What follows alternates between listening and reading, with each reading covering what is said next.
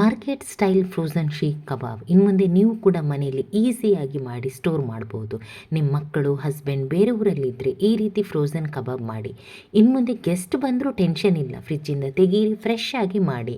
ತುಂಬಾ ಕ್ರಿಸ್ಪಿಯಾಗಿ ಬರುತ್ತೆ. ನಾನ್ ವೆಜ್ ತಿನ್ನುವವ್ರಿಗೂ ಇದು ಇಷ್ಟ ಆಗುತ್ತೆ. ಈ ರೆಸಿಪಿ ನೋಡಿದ ಮೇಲೆ ಖಂಡಿತ ನೀವು ಹೊರಗಡೆ ಪರ್ಚೇಸ್ ಮಾಡಲ್ಲ. ಇನ್ನೊಂದು ಟ್ವಿಸ್ಟ್ ಏನಂದರೆ ಪೊಟ್ಯಾಟೊ ಯೂಸ್ ಮಾಡಿಲ್ಲ, ಸೊ ಹಾಗಾಗಿ ಎಲ್ಲರೂ ಕೂಡ ತಿನ್ಬೋದು. ಇನ್ಯಾಕೆ ತಡ, ಬನ್ನಿ ರೆಸಿಪಿ ನೋಡೋಣ. ಇದಕ್ಕೆ ನಾನು ಬೀನ್ಸ್, ಕ್ಯಾರೆಟ್ ಈ ರೀತಿ ಕಟ್ ಮಾಡ್ಕೊಂಡಿದ್ದೀನಿ. ಚಿಕ್ಕದಾಗಿ ಕಟ್ ಮಾಡಬೇಕು ಬೀನ್ಸ್.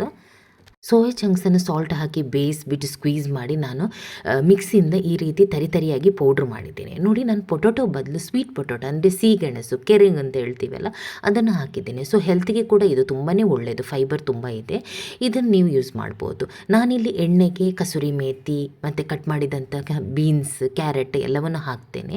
ಜಾಸ್ತಿ ಬಾಡಿಸಬೇಕು ಅಂತೆಲ್ಲ, ಸ್ವಲ್ಪ ಅದರ ಕ್ರಂಚಿನೆಸ್ ಹಾಗೇ ಇರಬೇಕು. ಇಲ್ಲಿ ಸ್ವಲ್ಪ ಜಿಂಜರ್ ಗಾರ್ಲಿಕ್ ಪೇಸ್ಟ್ ಕೂಡ ಹಾಕ್ತಾ ಇದ್ದೇನೆ. ಅದು ಹಸಿ ವಾಸನೆ ಹೋಗೋ ತನಕ ನಾನು ಅದನ್ನು ಬಾಡಿಸ್ತೇನೆ. ನಂತರ ಒಟ್ಟಿಗೆ ಮಿಕ್ಸ್ ಮಾಡ್ತೇನೆ ಅದನ್ನು. ನಂತರ ಇದು ಸ್ವಲ್ಪ ಬಾಡಿದ ಮೇಲೆ ನಾನು ಇದಕ್ಕೆ ಪುಡಿ ಮಾಡಿದಂಥ ಸೋಯಾ ಚಂಕ್ಸನ್ನು ನಾನು ಹಾಕ್ತೇನೆ. ಇದನ್ನು ಹಾಕಿಬಿಟ್ಟು ಒಂದೊಂದೇ ಮಸಾಲವನ್ನು ಹಾಕಬೇಕು. ಮಸಾಲ ಯಾವುದು ಅಂತ ಕರೆಕ್ಟಾಗಿ ಮೆನ್ಷನ್ ಮಾಡ್ತೇನೆ. ಹಿಂಗೆ, ಚಾಟ್ ಮಸಾಲ, ರೆಡ್ ಚಿಲ್ಲಿ, ಜೀರಾ, ಹಲ್ದಿ, ಕರಿಪತ್ತ ಪೌಡರ್, ಸೋಂಪು ಪೌಡರ್, ಸಾಲ್ಟ್ ಇಷ್ಟೆಲ್ಲ ಹಾಕ್ತೇನೆ. ಸ್ವಲ್ಪ ಹಿಂಗೆ ಜಾಸ್ತಿ ಹಾಕಿ ನಂತರ ಎಲ್ಲವನ್ನು ಚೆನ್ನಾಗಿ ಮಿಕ್ಸ್ ಮಾಡಬೇಕು. ಕೊತ್ತಂಬರಿ ಸೊಪ್ಪು ಕೂಡ ಹಾಕ್ತಾ ಇದ್ದೀನಿ. ಸ್ಪ್ರಿಂಗ್ ಆನಿಯನ್ ಇದ್ದರೆ ಸ್ಪ್ರಿಂಗ್ ಆನಿಯನ್ ಕೂಡ ಹಾಕ್ಬೋದು. ಚೆನ್ನಾಗಿ ಮಿಕ್ಸ್ ಮಾಡಿಬಿಟ್ಟು ಇದನ್ನು ನಾವು ಸ್ವಲ್ಪ ನೋಡಿ ಅಂಟ್ತಾ ಇಲ್ಲ, ಹಾಗಾಗಿ ನೀರು ಬಿಟ್ಕೊಳ್ಳಿಲ್ಲ ಜಾಸ್ತಿ. ನಾನಿಲ್ಲಿ ಕಾರ್ನ್ಫ್ಲೋರ್ ಆ್ಯಡ್ ಮಾಡ್ತಾ ಇದ್ದೇನೆ. ಇದಕ್ಕೆ ಜಾಸ್ತಿ ಹಾಕಬಾರ್ದು, ಸ್ವಲ್ಪನೇ ಹಾಕಬೇಕು. ಚೆನ್ನಾಗಿ ಮಿಕ್ಸ್ ಮಾಡಿಬಿಟ್ಟು ತಣ್ಣಗಾದ ಮೇಲೆ ನಾನಿದನ್ನು ಒಂದು ಶೀಖ್ ಕಬಾಬ್ ಶೇಪಲ್ಲಿ ನಾನಿದನ್ನು ಇದು ಮಾಡ್ತೇನೆ. ನೋಡಿ, ಈ ರೀತಿ ಹೇಗೆ ಮಾಡೋದು ಅಂತ ನೋಡಿ. ಯಾವ ಶೇಪಲ್ಲಿ ಕೂಡ ಮಾಡ್ಬೋದು, ಸ್ವಲ್ಪ ರೌಂಡಾಗಿ ಕೂಡ ಮಾಡ್ಬೋದು, ಚಪ್ಪಟೆಯಾಗಿ ಕೂಡ ಮಾಡ್ಬೋದು. ಫಸ್ಟಿಗೆ ಎಲ್ಲವನ್ನು ನಾನು ಮಾಡಿಟ್ಕೊಳ್ತೇನೆ. ನಂತರ ನಾನು ಅದಕ್ಕೆ ಬ್ರೆಡ್ ಕ್ರಮ್ಸನ್ನು ಕೋಟ್ ಮಾಡ್ತೇನೆ. ಈಗ ಬ್ರೆಡ್ ಕ್ರಮ್ಸ್ ಕೋಟ್ ಮಾಡೋದಕ್ಕಿಂತ ಮುಂಚೆ ನಾನು ಇಲ್ಲಿ ಮೈದಾ ಮತ್ತು ಕಾರ್ನ್ಫ್ಲೋರ್ ಹಾಕ್ತಾ ಇದ್ದೇನೆ. ಕಾರ್ನ್ಫ್ಲೋರ್ 3 ಸ್ಪೂನ್ ಆದರೆ ಮೈದಾ ಒಂದು 2 ಸ್ಪೂನ್ ಹಾಕಿದರೆ ಸಾಕು. ಇದಕ್ಕೆ ಸ್ವಲ್ಪ ಸಾಲ್ಟ್ ಮತ್ತು ರೆಡ್ ಚಿಲ್ಲಿ ಹಾಕ್ತೇನೆ, ಯಾಕೆಂದರೆ ಬ್ರೆಡ್ ಕ್ರಮ್ಸಲ್ಲಿ ಕೋಟ್ ಮಾಡುವಾಗ ಸಪ್ಪೆ ಆಗಬಾರ್ದು ಅಂತ, ಸ್ವಲ್ಪ ಖಾರ ಉಪ್ಪು ಇರಲಿ ಅಂತ.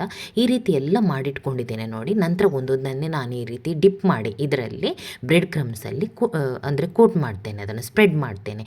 ಇದು ಯಾಕೆ ಡಿಪ್ ಮಾಡೋದಂದರೆ ಬ್ರೆಡ್ ಕ್ರಮ್ಸ್ ಅಂಟ್ಕೋಬೇಕು, ಅದಕ್ಕೋಸ್ಕರ. ಇದೇ ರೀತಿ ಎಲ್ಲವನ್ನು ಡಿಪ್ ಮಾಡಿಬಿಟ್ಟು ಬ್ರೆಡ್ ಕ್ರಮ್ಸಲ್ಲಿ ರೋಲ್ ಮಾಡ್ತೇನೆ.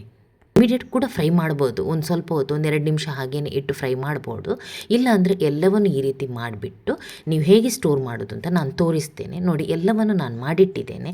ಅದರ ನಂತರ ನಾನು ಒಂದು ಏರ್ ಟೈಟ್ ಕಂಟೈನರಲ್ಲಿ ಇದು ಬಟರ್ ಶೀಟ್ ಅಥವಾ ಯಾವುದೋ ಬೇಕಿಂಗ್ ಶೀಟ್ ಪೇಪರ್ ಹಾಕಿಬಿಟ್ಟು ಈ ರೀತಿ ಸ್ಟೋರ್ ಮಾಡ್ತೇನೆ. ಅದೇನಕ್ಕೆಂದರೆ ಒಂದಕ್ಕೊಂದು ಅಂಟ್ಕೋಬಾರ್ದು ಅಂತ. ಗಟ್ಟಿ ಆದಮೇಲೆ ಅದು ತೆಗಿಯೋಕ್ಕೆ ಬರಲ್ಲ ನೋಡಿ, ಅಂಟ್ಕೊಳ್ಳುತ್ತೆ, ಅದಕ್ಕೋಸ್ಕರ ಈ ರೀತಿ ಒಂದರ ಮೇಲೆ ಒಂದು ಪ್ಲೇಸ್ ಮಾಡ್ತೇನೆ.